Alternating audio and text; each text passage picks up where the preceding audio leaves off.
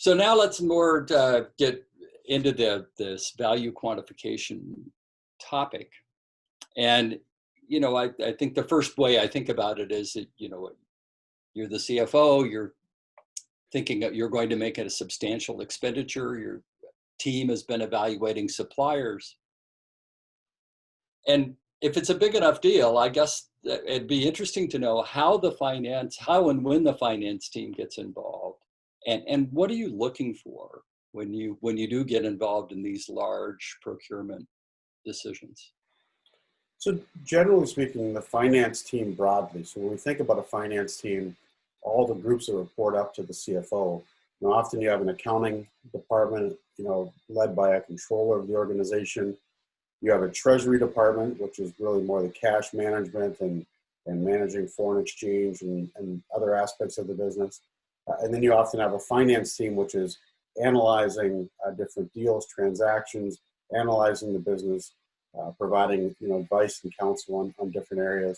And procurement also often rolls up into that finance organization. And so when you're thinking about that finance team, really, I would, almost every procurement or every purchase that's made, some aspect of that finance team is involved in that transaction.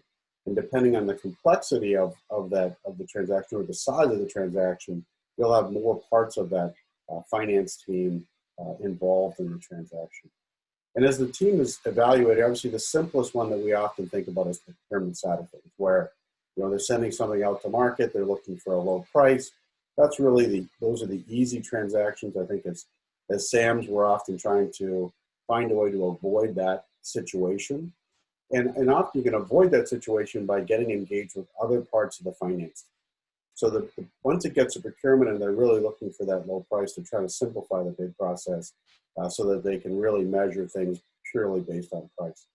Other parts of the finance team are going to be evaluating, what are the benefits, what are the impacts on revenue, what are the impacts on the cost structure of the organization, are we going to be eliminating other costs, and really thinking about, whether you're looking at an ROI analysis or return on investment analysis or an NPV analysis, which is a net present value analysis, thinking about those, both the benefits and the impacts of the benefits as well as the costs.